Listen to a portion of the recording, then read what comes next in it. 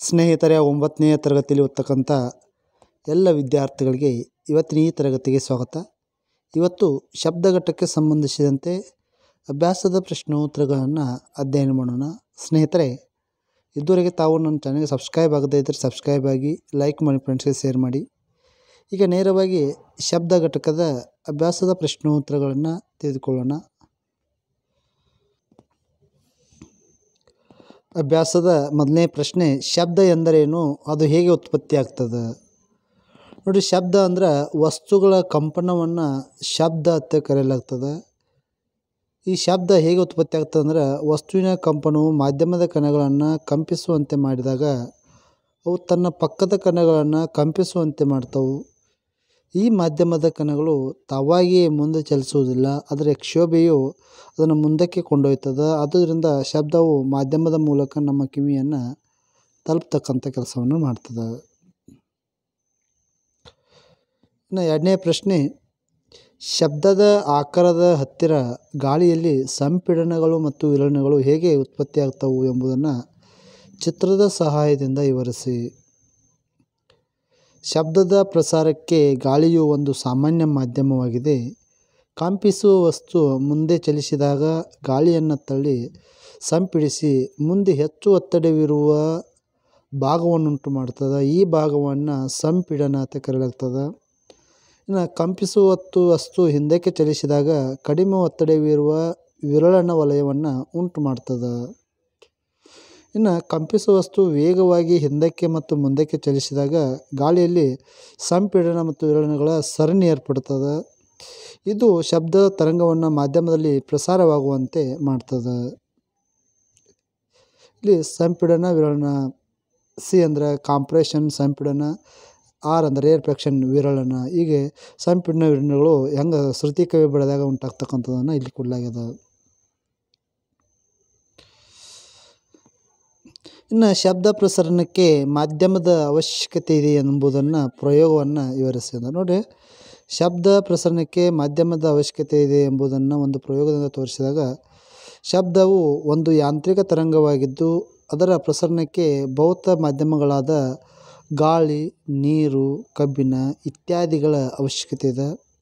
ಶಬ್ದವು ನಿರ್ವಾತದಲ್ಲಿ ಚಲಿಸುವುದಿಲ್ಲ. ನೋಡಿ, ಶಬ್ದ ನಿರ್ವಾತದಲ್ಲಿ ಚಲಿಸೋದಿಲ್ಲ ಅಂದರೆ ಒಂದು ಘಂಟಾಪಾತ್ರೆಯ ಪ್ರಯೋಗವನ್ನು ನೋಡೋಣ. ಇದು ಘಂಟಾಪಾತ್ರೆಯ ಪ್ರಯೋಗ. ಘಂಟಾಪಾತ್ರೆ ಒಳಗೆ ವಿದ್ಯುತ್ ಎಚ್ಚರಿಕೆ ಗರಿಗಂಟೆ ಇರ್ತದೆ, ಆಮೇಲೆ ಗಾಜಿನ ಘಂಟಾಪಾತ್ರೆ ಇರ್ತದೆ, ಆಮೇಲೆ ನಿರ್ವಾತ ರೇಚಕವನ್ನು ಬಳಕೆ ಮಾಡಲಾಗ್ತದೆ. ಇನ್ನು ಒಂದು ವಿದ್ಯುತ್ ಕರೆಗಂಟೆ ಮತ್ತು ವಾಯುಬಂಧ ಗಾಜಿನ ಘಂಟಾಪಾತ್ರೆಯನ್ನು ತೆಗೆದುಕೊಂಡು ವಿದ್ಯುತ್ ಕರೆಗಂಟೆಯನ್ನು ವಾಯುಬಂಧ ಗಾಜಿನ ಘಂಟಾಪಾತ್ರೆಯೊಳಗೆ ಜೋಡಿಸಿ ಘಂಟಾಪಾತ್ರೆಯನ್ನು ನಿರ್ವಾತ ರೇಚಕಕ್ಕೆ ಸಂಪರ್ಕಿಸುವುದು. ನಂತರ ಕರೆಗಂಟೆಯ ಸ್ವಿಚ್ಚನ್ನು ಒತ್ತಿದಾಗ ಅದರ ಶಬ್ದವು ನಮಗೆ ಕೇಳಿಸ್ತದೆ. ಇನ್ನು ನಿರ್ವಾತ ರೇಚಕದ ಸಹಾಯದಿಂದ ಪಾತ್ರೆಯೊಳಗಿನ ಗಾಳಿಯನ್ನು ಕ್ರಮೇಣ ಹೊರ ತೆಗೆಯುತ್ತಾ ಹೋದರೆ ಕರಗಂಟೆ ಬಡಿಯುತ್ತಿದ್ದರೂ ನಾವು ಕೇಳುವ ಶಬ್ದ ಅಸ್ಪಷ್ಟವಾಗುತ್ತಾ ಹೋಗ್ತದೆ.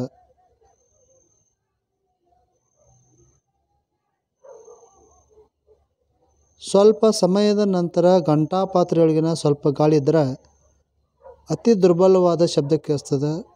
ಗಾಳಿಯನ್ನು ಸಂಪೂರ್ಣವಾಗಿ ಹೊರತೆಗೆರಿ, ಕರೆಗಂಟೆ ಧ್ವನಿ ಕೇಳಿಸಲ್ಲ.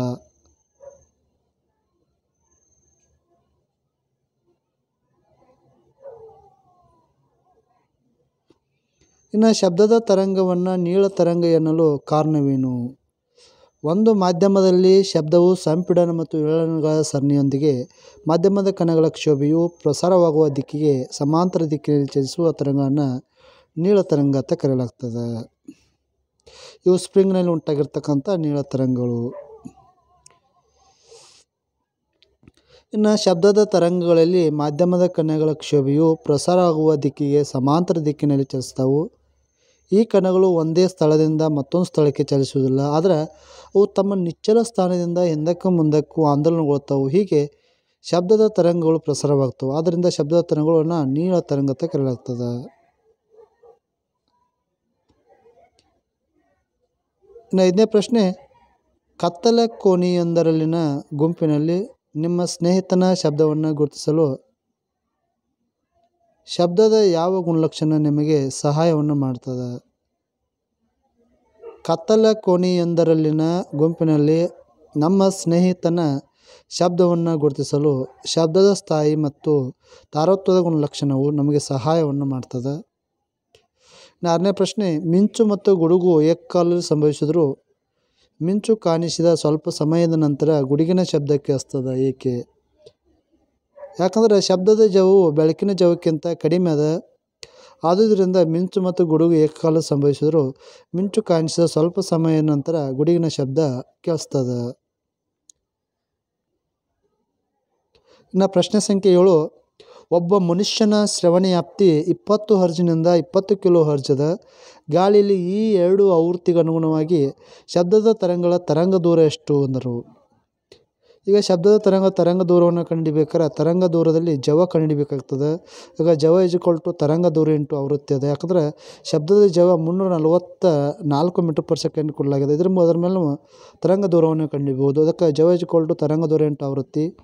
ಈಗ v = ಲ್ಯಾಂಬ್ಡಾ ಇಂಟು v ಆಗ್ತದೆ. ಗಾಳಿಯಲ್ಲಿ ಶಬ್ದದ ಜವ 344 ಮೀಟರ್ ಪರ್ ಸೆಕೆಂಡ್ ಆದರೆ ಮನುಷ್ಯನ ಶ್ರವಣವ್ಯಾಪ್ತಿ 20 ಹರ್ಜ್ ಇದ್ದಾಗ ಅವಾಗ ತರಂಗ ದೂರ ಏನಾಗ್ತದೆ ಅಂದರೆ ತರಂಗ ದೂರ ಲ್ಯಾಂಬ್ಡಾ = v/μ1 ಆಗ್ತದೆ. ಅವಾಗ 344/20 ಅಂದಾಗ 17.2 ಮೀಟರ್ ಆಗ್ತದೆ. ಇನ್ನು ಮನುಷ್ಯನ ಶ್ರವಣವ್ಯಾಪ್ತಿ 2000 ಹರ್ಜ್ ಆದಾಗ ಲ್ಯಾಂಬ್ಡಾ v/μ2 ಅಂತ ಕರೆಯಲಾಗ್ತದೆ. ಇದಕ್ಕೆ 344/20,000 ಅಂದಾಗ 0.01217 ಮೀಟರ್ ಆಗ್ತದೆ. ಗಾಳಿಯಲ್ಲಿ ಮನುಷ್ಯನ ಶ್ರವಣವ್ಯಾಪ್ತಿ 2 ಆವೃತ್ತಿಗೆ ಅನುಗುಣವಾಗಿ ಶಬ್ದ ತರಂಗಗಳ ತರಂಗ ದೂರ 0.0172 ಮೀಟರ್ನಿಂದ 17.2 ಮೀಟರ್ ಇರ್ತದೆ.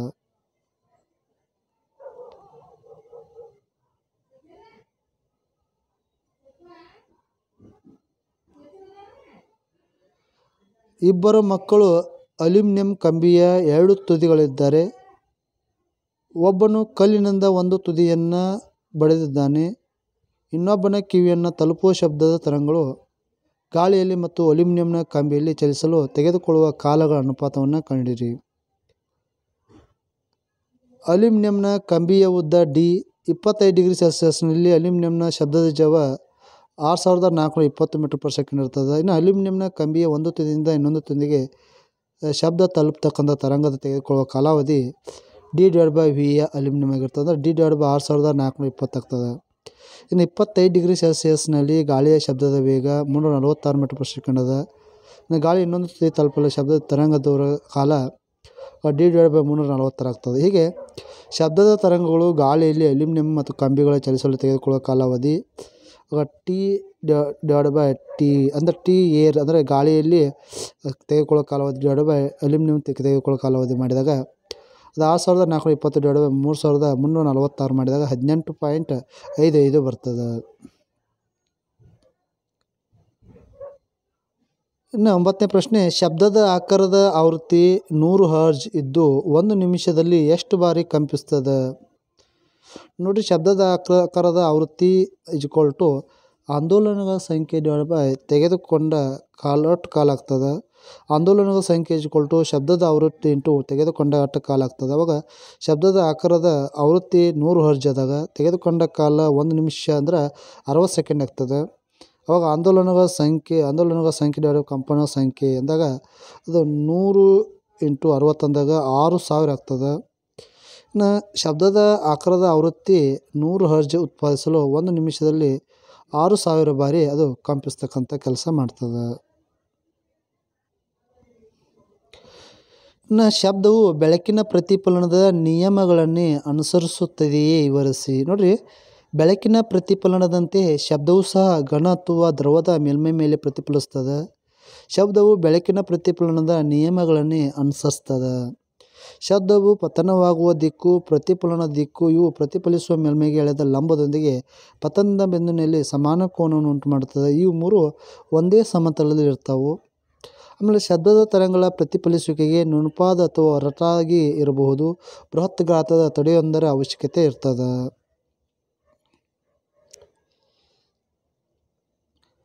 ಇನ್ನು 11ನೇ ಪ್ರಶ್ನೆ, ಒಂದು ದೂರದ ವಸ್ತುವಿನಿಂದ ಶಬ್ದ ಪ್ರತಿಫಲಿಸಿದರೆ ಪ್ರತಿಧ್ವನಿ ಉತ್ಪತ್ತಿಯಾಗ್ತದೆ. ಪ್ರತಿಫಲಿಸಿದ ಮೇಲ್ಮೈ ಮತ್ತು ಶಬ್ದದ ಉತ್ಪತ್ತಿಯಾದ ಆಕಾರ ನಡುವೆ ಅಂತರ ಸ್ಥಿರವಾಗಿದೆ ಎಂದು ಭಾವಿಸಿ. ಈಗ ಎಷ್ಟು ಉಷ್ಣಾಂಶ ಇರುವ ದಿನದಂದು ನೀವು ಪ್ರತಿಧ್ವನಿಯನ್ನು ಕೇಳುವಿರಾ? ಅಂದಾಗ ನೋಡಿ, ಪ್ರತಿಧ್ವನಿ ಕೇಳಬೇಕಾದ್ರೆ ಮೂಲ ಪ್ರತಿಧ್ವನಿ ಮತ್ತು ಪ್ರತಿಧ್ವನಿಗಳ ನಡುವಿನ ಕಾಲಾಂತರ 0.1 ಸೆಕೆಂಡ್ ಆಗಿರಬೇಕಾಗ್ತದೆ. ಇನ್ನು ಶಬ್ದದ ಸಂವೇದನೆ ನಮ್ಮ ಮೆದುಳಿಗೆ 0.1 ಸೆಕೆಂಡ್ಗಳಲ್ಲಿ ಕಾಲ ಇರಬೇಕಾಗ್ತದೆ. ಇನ್ನು ಒಂದು ಮಾಧ್ಯಮದಲ್ಲಿ ಶಬ್ದದ ಜವ ಮಾಧ್ಯಮದ ತಾಪವನ್ನು ಅವಲಂಬಿಸಿರ್ತದೆ. ಯಾವುದೇ ಮಾಧ್ಯಮದಲ್ಲಿ ತಾಪ ಹೆಚ್ಚಿದಂತೆಲ್ಲ ಶಬ್ದದ ಜವನು ಸಹ ಹೆಚ್ಚಾಗ್ತದೆ. ಹೀಗಾಗಿ ಹೆಚ್ಚು ಉಷ್ಣಾಂಶ ಇರುವ ದಿನದಂದು ತಾಪ ಹೆಚ್ಚಿದಂತೆಲ್ಲ ಶಬ್ದದ ಜವ ಹೆಚ್ಚಾಗಿರೋದ್ರಿಂದ ಮೂಲ ಧ್ವನಿ ಮತ್ತು ಪ್ರತಿಧ್ವನಿ ಕಾಲಾಂತರ 0.1 ಸೆಕೆಂಡ್ಗಿಂತ ಕಡಿಮೆ ಆದರೆ ಪ್ರತಿಧ್ವನಿ ಕೇಳಿಸುವುದಿಲ್ಲ.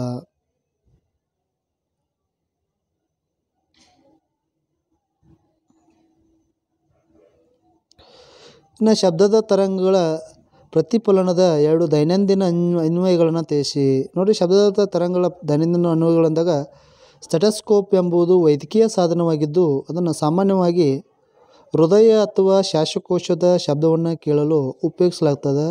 ಸ್ಟೆಥೋಸ್ಕೋಪ್ನಲ್ಲಿ ರೋಗಿಯ ಎದೆ ಬಡಿತವು ಗುಣಿತ ಪ್ರತಿಫಲನದಿಂದ ವೈದ್ಯರ ಕಿವಿಯನ್ನು ತಲುಪ್ತದೆ. ಇನ್ನು ಸಾಮಾನ್ಯವಾಗಿ ಸಂಗೀತದ ಕಚೇರಿಯ ಭವನಗಳು, ಸಮ್ಮೇಳನದ ಭವನಗಳು, ಸಿನಿಮಾ ಭವನಗಳಲ್ಲಿ ಶಬ್ದದ ಪ್ರತಿಫಲನ ನಂತರ ಎಲ್ಲ ಮೂಲೆಗಳಲ್ಲಿ ತಲುಪುವಂತೆ ಮೇಲ್ಛಾವಣಿಯನ್ನು ವಕ್ರಾಕಾರದಲ್ಲಿ ಕಟ್ಟಲಾಗ್ತದೆ. 13ನೇ ಪ್ರಶ್ನೆ, 500 ಮೀಟರ್ ಎತ್ತರವಿರುವ ಒಂದು ಗೋಪುರದ ಮೇಲಿಂದ ಒಂದು ಕಲ್ಲನ್ನು ಅದರ ಕೆಳಭಾಗದಲ್ಲಿನ ಕೊಳದ ನೀರಿನಲ್ಲಿ ಹಾಕಿ ನೀರು ಚಿಮ್ಮಿದ ಶಬ್ದ ಮೇಲ್ಭಾಗದ ತುದಿಯಲ್ಲಿ ಯಾವಾಗ ಕೇಳಿಸುತ್ತದೆ ಅಂದರೆ, ನೋಡಿ, ಗೋಪುರದ ಎತ್ತರ 500 ಮೀಟರ್ ಅದ, ಶಬ್ದದ ಜವ 340 ಮೀಟರ್ ಪರ್ ಸೆಕೆಂಡ್ ಅದ, ಜಿಯ ಬೆಲೆ 10 ಮೀಟರ್ ಪರ್ ಸೆಕೆಂಡ್ ಸ್ಕ್ವೇರ್ ಅದ, ಕಲ್ಲಿನ ಪ್ರಾರಂಭಿಕ ಜವ U=0 ಅದ. ಅಂದರೆ ಗೋಪುರದ ಮೇಲಿಂದ ಕಲ್ಲನ್ನು ಕೆಳಭಾಗಕ್ಕೆ ಕೊಳಕ್ಕೆ ಹಾಕಿದಾಗ ತೆಗೆದುಕೊಂಡ ಕಾಲ T1 ಆದಾಗ ಚಲನೆ ಎರಡನೇ ನಿಯಮ ಪ್ರಕಾರ S=VT + 1/2 AT ಸ್ಕ್ವೇರ್ ಅಂದರೆ GT² ಆಗ್ತದೆ. ಅವಾಗ 500 0 × T1 + 1/2 10 × T1 ಸ್ಕ್ವೇರ್ ಆಗ್ತದೆ. ಅವಾಗ T1 ಸ್ಕ್ವೇರ್ 100 ಆಗ್ತದೆ. ಅವಾಗ T 10 ಸೆಕೆಂಡ್ 10 ಸೆಕೆಂಡ್ ಬರ್ತದೆ.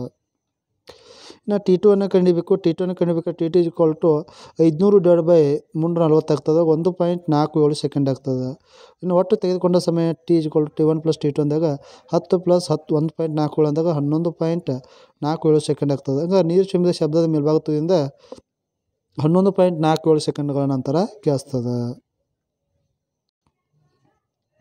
ಇನ್ನು ಶಬ್ದದ ತರಂಗವು 339 ಮೀಟರ್ ಪರ್ ಸೆಕೆಂಡ್ ಜವದಲ್ಲಿ ಚಲಿಸುತ್ತದೆ. ಅದರ ತರಂಗ ದೂರ 1.5 ಸೆಂಟಿಮೀಟರ್ ಆದರೆ ಆವೃತ್ತಿ ಎಷ್ಟು? ಅದು ಶ್ರವಣ ಶಬ್ದವೇ ಅಂತ ಕೇಳಿದ್ರೆ, ಶಬ್ದದ ತರಂಗದ ಜವ 330 ಮೀಟರ್ ಪರ್ ಸೆಕೆಂಡ್ ಅದ, ತರಂಗ ದೂರ 1.5 ಸೆಂಟಿಮೀಟರ್ ಅಂದಾಗ 0.015 ಮೀಟರ್ ಆಗ್ತದೆ. ಇನ್ನು ಶಬ್ದದ ಜವ ತರಂಗ ದೂರ ಇಂಟು ಆವೃತ್ತಿ. ಆಗ nu lambda into v lambda into nu ಆಗ್ತದೆ. ಅವಾಗ ತರಂಗ ದೂರ ಕಂಡುಹಿಡ್ಬೇಕಾದ್ರೆ ತರಂಗದ ವೇಗ / ತರಂಗ ದೂರ ಆಗ್ತದೆ. ಆಗ 339 / 0.015 ಅಂದಾಗ 22,600 ಹರ್ಜ್ ಆಗ್ತದೆ. ಇನ್ನು ಕಂಪನದ ಆವರ್ತನಾಂಕ ಶ್ರೇಣಿ 20 ಹರ್ಜ್ಗಿಂತ 20,000 ಹರ್ಜ್ ಶ್ರೇಣಿ ಹೊಂದಿದ್ರೆ ಅದು ಮಾನವನ ಶ್ರವಣ ವ್ಯಾಪ್ತಿಯತ್ತ ನಿಷ್ಕೋತದೆ. ಅಂದರೆ ಇದು ಕಂಪನಾಂಕ ಆವೃತ್ತಿ ಶ್ರೇಣಿ 20,000ಕ್ಕಿಂತ ಹೆಚ್ಚು ಇರೋದ್ರಿಂದ ಈ ಶಬ್ದ ನಮಗೆ ಕೇಳಿಸೋದಿಲ್ಲ. ಇನ್ನು ಅನುರಣನೆ ಎಂದರೇನು? ಅದನ್ನು ನಾವು ಹೇಗೆ ಕಡಿಮೆಗೊಳಿಸಬಹುದು? ಅನುರಣನೆ ಅಂದರೆ ಸತತ ಪ್ರತಿಫಲನದಿಂದ ಉಂಟಾದ ಪುನರಾವರ್ತಿತ ಶಬ್ದವನ್ನು ಅನುರಣನೆ ಅಂತ ಕರೆಯಲಾಗ್ತದೆ. ಉದಾಹರಣೆಗೆ, ಒಂದು ದೊಡ್ಡ ಪಡಸಾಲೆಯಲ್ಲಿ ಉಂಟಾದ ಶಬ್ದವು ಅದರ ಗೋಡೆಗಳಿಂದ ಮೇಲಿಂದ ಮೇಲೆ ಪ್ರತಿಫಲನಗೊಂಡು ಕೇಳಲು ಸಾಧ್ಯವಾಗದಿರುವಷ್ಟರೇ ಕಡಿಮೆಯಾಗುತ್ತಾ ಮುಂದುವರಿತದೆ. ಸತತ ಪ್ರತಿಫಲನದಿಂದ ಉಂಟಾದ ಈ ಪುನರಾವರ್ತಿತ ಶಬ್ದವನ್ನು ಅನುರಣನೆ ಅಂತ ಕರೆಯಲಾಗ್ತದೆ. ಒಂದು ಸಭಾಂಗಣದಲ್ಲಿ ಅಥವಾ ಪಡಸಾಲೆಯಲ್ಲಿನ ಹೆಚ್ಚುವರಿ ಅನುರಣನೆಯು ಹೆಚ್ಚು ಅನಪೇಕ್ಷಿತವಾದುದು. ಆದ್ದರಿಂದ ಇಲ್ಲಿ ಅನುರಣನೆ ಕಡಿಮೆ ಮಾಡಲು ಸಭಾಂಗಣದ ಮೇಲ್ಛಾವಣಿ ಗೋಡೆಯನ್ನು ಸಾಮಾನ್ಯವಾಗಿ ಶಬ್ದ ಗ್ರಹಿಸುವ ವಸ್ತುಗಳಾದ ಸಂಕುಚಿತ ದೃಗ್ನಾರೊಲಿಗಳನ್ನು ಒರಟಾದ ಪ್ಲಾಸ್ಟರ್ಗಳಿಂದ ಮುಚ್ಚಲಾಗ್ತದೆ. ಇನ್ನು ಶಬ್ದದ ತಾರತ್ವ ಎಂದರೇನು? ಇದು ಯಾವ ಅಂಶದ ಮೇಲೆ ಅವಲಂಬಿತವಾಗಿರ್ತದೆ? ಶಬ್ದದ ತಾರತ್ವ ಅಂದರೆ ಹೆಚ್ಚಿನ ಶಕ್ತಿಯನ್ನು ಹೊಂದಿರತಕ್ಕಂಥದ್ದು. ಶಬ್ದದ ತಾರತ್ವ ಪಾರದ ಮೇಲೆ ಅವಲಂಬಿತವಾಗಿರ್ತಕ್ಕಂಥದ್ದು. ಇನ್ನು ಶಬ್ದದ ಆಕಾರದಿಂದ ದೂರ ಹೋದಂತೆಲ್ಲ ಪಾರ ಮತ್ತು ತಾರತ್ವ ಕಡಿಮೆ ಆಗುತ್ತಾ ಹೋಗ್ತದೆ. ಇನ್ನು ಬಾವುಲಿಗಳು ಶ್ರವಣಾತೀತ ತರಂಗಗಳನ್ನು ಉಪಯೋಗಿಸಿ ಹೇಗೆ ತಮ್ಮ ಆಹಾರವನ್ನು ಬೇಟೆಯನ್ನು ಹಿಡಿಯುತ್ತವೆ? ಅಂದರೆ ಆಹಾರ ಬೇಟೆಯನ್ನು ನಾವು ಹೆಂಗೆ ಹಿಡಿತಾವೆ ಅಂತ ಕೇಳ್ತಾರೆ. ನೋಡಿ, ಬಾವುಲಿಗಳು ಶ್ರವಣಾತೀತ ತರಂಗವನ್ನು ಉತ್ಸರ್ಜಿಸಿ ಗಳ ಪತ್ತೆಯಿಂದ ಅಂದರೆ ವಿಸ್ತರಿಸಿ ಶ್ರವಣಾತರಂಗ ಬಿಡುಗಡೆ ಮಾಡಿದೆ ಅದು ಪ್ರತಿಫಲನ ಹಿಂದಿರುತ್ತದೆ. ಇದರಿಂದ ಪತ್ತೆ ಹೆಚ್ಚಿ ರಾತ್ರಿ ವೇಳೆ ಹಾರುತ್ತಾ ತಮ್ಮ ಆಹಾರವನ್ನು ಹುಡುಕುತ್ತವು. ಇನ್ನು ಹೆಚ್ಚು ಸ್ಥಾಯಿಯುಳ್ಳ ಶ್ರವಣಾತರಂಗಗಳು ಅಡೆತಡೆ ಅಥವಾ ಬೇಟೆಯಿಂದ ಪ್ರತಿಫಲಿಸಿ ಬಾವಲಿಗಳ ಕಿವಿಗೆ ತಲುಪ್ತವು. ಹೀಗೆ ಪ್ರತಿಫಲನಗಳ ಸ್ವಭಾವವು ಬಾವಲಿಗಳ ಅಡೆತೊಡೆಯ ಅಥವಾ ಬೇಟೆಯ ಸ್ಥಾನ ವಿಧಗಳನ್ನು ತಿಳಿಸ್ತದೆ. ಇನ್ನು ಸ್ವಚ್ಛಗೊಳಿಸುವಿಕೆಯಲ್ಲಿ ಶ್ರವಣಾತೀತ ತರಂಗಗಳು ಹೇಗೆ ಉಪಯುಕ್ತಗೊಳಿಸಲಾಗಿದೆ? ಶ್ರವಣಾತೀತ ಶಬ್ದವು ಸಾಮಾನ್ಯವಾಗಿ ಸ್ವಚ್ಛಗೊಳಿಸುವ ಭಾಗದಲ್ಲಿ ತಲುಪಲಾಗದ ಸ್ಥಳಗಳನ್ನು ಸ್ವಚ್ಛಗೊಳಿಸಲು ಉಪಯೋಗಿಸಲಾಗುತ್ತದೆ. ಉದಾಹರಣೆಗೆ ಸುಳ್ಳಿ ಆಕಾರದ ಕೊಳವೆ ಅಥವಾ ನಿಷ್ಠ ಆಕಾರವಿಲ್ಲದ ಭಾಗಗಳು ಅಥವಾ ವಿದ್ಯುತ್ ಘಟಕಗಳು ಇತ್ಯಾದಿ ಸ್ವಚ್ಛಗೊಳಿಸಬೇಕಾದ ವಸ್ತುಗಳನ್ನು ದ್ರಾವಣದಲ್ಲಿಟ್ಟು ಅದರಲ್ಲಿ ಶ್ರವಣಾತೀತ ತರಂಗವನ್ನು ಹಾಯಿಸಬೇಕಾಗುತ್ತದೆ. ಈ ತರಂಗಗಳಿಗೆ ಹೆಚ್ಚು ಆವೃತ್ತಿ ಇರುವುದರಿಂದ ಆ ವಸ್ತುವಿನ ಭಾಗಕ್ಕೆ ಅಂಟಿರುವ ಧೂಳಿನ ಕಣಗಳು, ಗ್ರೀಸ್ ಮತ್ತು ಕೊಳೆಗಳನ್ನು ಬೇರ್ಪಡಿಸಬಹುದು. ಈ ರೀತಿ ವಸ್ತುವನ್ನು ಸಂಪೂರ್ಣವಾಗಿ ನಾವು ಸ್ವಚ್ಛಗೊಳಿಸಲಾಗ್ತದೆ. ಇನ್ನು ಸೋನಾರ್ನ ಕಾರ್ಯವಿಧಾನ ಮತ್ತು ಅವುಗಳ ಅನ್ವಯಗಳನ್ನು ವಿವರಿಸಿ. ನೋಡಿರಿ, ಸೋನಾರ್ನ ಸಾಧನವು ಪ್ರೇಷಕ ಮತ್ತು ಪತ್ತೆಕಾರಿ ಎಂಬ 2 ಭಾಗವನ್ನು ಒಳಗೊಂಡಿರುತ್ತದೆ. ಸೋನಾರ್ನ ಪ್ರಮುಖ 2 ಭಾಗಗಳು ಅಂದರೆ ಒಂದು ಪ್ರೇಷಕ ಭಾಗ, ಇನ್ನೊಂದು ಪತ್ತೆಕಾರಿ ಭಾಗ. ಪ್ರೇಷಕ ಭಾಗ ಇದು ಶ್ರವಣಾತೀತ ತರಂಗವನ್ನು ಉತ್ಪತ್ತಿ ಮಾಡುತ್ತದೆ ಮತ್ತು ಪ್ರಸರಿಸುತ್ತದೆ. ಇನ್ನು ಶ್ರವಣಾತೀತ ತರಂಗಗಳು ಯಾವುದಾದ್ರೂ ವಸ್ತುವಿಗೆ ತಾಕುವವರೆಗೆ ನೀರಿನಲ್ಲಿ ಚಲಿಸಿ ಪ್ರತಿಫಲನಗೊಂಡ ಸೋನಾರಿಗೆ ಅದು ಹಿಂದಿರುತ್ತದೆ. ಇನ್ನು ಪತ್ತೆಕಾರಿ ಆ ಪ್ರತಿಫಲನಗೊಂಡ ಬಂದ ಶ್ರವಣಾತೀತ ತರಂಗಗಳನ್ನು ಗ್ರಹಿಕೆ ಮಾಡಿ ಅವುಗಳನ್ನು ವಿದ್ಯುತ್ ಸಂಕೇತವಾಗಿ ಮಾರ್ಪಡಿಸಿ ಅರ್ಥೈಸ್ತದೆ. ಇನ್ನು ಸೋನಾರ್ ತಂತ್ರವನ್ನು ಸಮುದ್ರದ ಆಳ ಮತ್ತು ನೀರಿನಲ್ಲಿ ತಳದಲ್ಲಿರ್ತಕ್ಕಂಥ ಬೆಟ್ಟ, ಕಣಿವೆಗಳು, ಜಲಾಂತರ್ಗಾಮಿ ನೌಕೆ, ಮಂಜುಗಡ್ಡೆಯ ಶಿಖರ, ಮುಳುಗಿದ ಹಡಗುಗಳು ಇತ್ಯಾದಿಗಳನ್ನು ಪತ್ತೆ ಹಚ್ಚಲು ಬಳಕೆ ಮಾಡಲಾಗ್ತದೆ. ಇನ್ನು 20ನೇ ಪ್ರಶ್ನೆ, ಜಲಾಂತರ್ಗಾಮಿ ನೌಕೆಯಲ್ಲಿನ ಸೋನಾರ್ ಸಾಧನವು ಕಳುಹಿಸಿದ ತರಂಗಗಳು 5 ಸೆಕೆಂಡುಗಳ ನಂತರ ಸ್ವೀಕರಿಸಲ್ಪಡ್ತವು. ಇನ್ನು ಜಲಾಂತರ್ಗಾಮಿ ನೌಕೆಯಿಂದ ವಸ್ತುವಿಗೆ ಇರುವ ದೂರ 3625 ಮೀಟರ್ ಆದಾಗ ನೀರಿನಲ್ಲಿ ಶಬ್ದದ ತರಂಗದ ಜವವನ್ನು ಕಂಡುಹಿಡಿಯಿರಿ. ಇಲ್ಲಿ ಪ್ರತಿಧ್ವನಿ ಕೇಳಬೇಕಾದ್ರೆ ತೆಗೆದುಕೊಳ್ಳುವ ಕಾಲಾವಧಿ t=5 ಸೆಕೆಂಡ್ ಇದೆ. ಇನ್ನು ಜಲಾಂತರ್ಗಾಮಿ ನೌಕೆಯಿಂದ ವಸ್ತುವಿಗೆ ಇರ್ತಕ್ಕಂಥ ದೂರವನ್ನು ಕೊಡಲಾಗಿದೆ. ಎಷ್ಟು ಕೊಟ್ಟಿದ್ದಾರೋ ಅದು 3625 ಮೀಟರ್ ಡಿ ಕೊಡಲಾಗಿದೆ. ಇನ್ನು ಸೋನಾರ್ ಸಾಧನ ಏನಿದೆ ಅದು ಕಳಿಸಲ್ಪಟ್ಟ ತರಂಗಗಳು ಚಲಿಸಿದ ಒಟ್ಟು ದೂರ ಏನಾಗ್ತದೆ 2D ಆಗ್ತದೆ. ಯಾಕಂದ್ರೆ ಅದಕ್ಕೆ ಬಡದು ಹೊಳ್ಳಿ ಬರ್ತದೆ. ಅವಾಗ ನೀರಿನಲ್ಲಿ ಶಬ್ದದ ತರಂಗದ ಜವ v=2d/t ಆಗ್ತದೆ. ಅವಾಗ 2 × 3625 ಅಂದಾಗ ಅದು 1450 ಮೀಟರ್/ಸೆಕೆಂಡ್ ಆಗ್ತದೆ.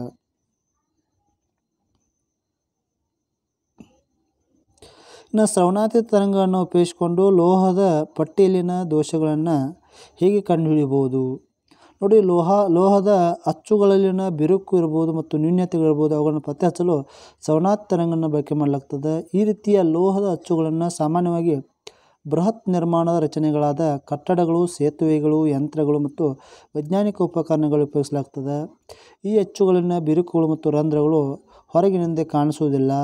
ಇವು ರಚನಾ ಶಕ್ತಿಯನ್ನು ಕುಂದಿಸ್ತವು. ಈ ಅಚ್ಚುಗಳ ಮೂಲಕ ಶ್ರವಣಾತೀತ ತರಂಗವನ್ನು ಹಾಯಿಸಿ ಪತ್ತೆಕಾರಿ ಸಹಾಯದಿಂದ ತರಂಗವನ್ನು ಸ್ವೀಕರಿಸಿ ಅತಿ ಸಣ್ಣ ನ್ಯೂನತೆ ಇದ್ದರೂ ಶ್ರವಣಾತೀತ ತರಂಗಗಳು ಪ್ರತಿಫಲಿಸುವುದರಿಂದ ಆ ಬಿರುಕು ಅಥವಾ ನ್ಯೂನತೆ ಇರುವಿಕೆ ಪತ್ತೆ ಹಚ್ಚಬಹುದು. ಇಲ್ಲಿ ಚಿತ್ರದಲ್ಲಿ ಕೊಡಲಾಗಿದೆ, ಪತ್ತೆ ಹಚ್ಚಲಾಗಿದೆ.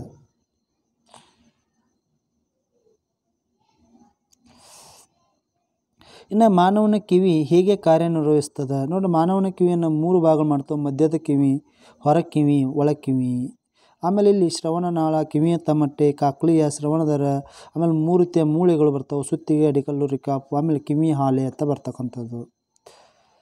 ನೋಡಿ, ಹೊರ ಕಿವಿಯನ್ನು ಕಿವಿಯ ಹಾಲೆ ಎಂದು ಕರೆಯಲಾಗ್ತದೆ. ಕಿವಿಯ ಹಾಲೆಯು ಪರಿಸರದಲ್ಲಿನ ಶಬ್ದದ ತರಂಗವನ್ನು ಸಂಗ್ರಹಿಸ್ತದೆ. ಸಂಗ್ರಹಿಸಿದ ಶಬ್ದವು ಶ್ರವಣನಾಳದ ಮೂಲಕ ಹಾದು ಹೋಗ್ತದೆ. ಇನ್ನು ಶ್ರವಣನಾಳದ ಕೊನೆಯಲ್ಲಿನ ತೆಳುವಾದ ಪದರನ್ನು ಕಿವಿಯ ತಮಟೆ ಅಥವಾ ಕಿವಿಯ ಪೊರೆ ಅಂತ ಕರೆಯಲಾಗ್ತದೆ.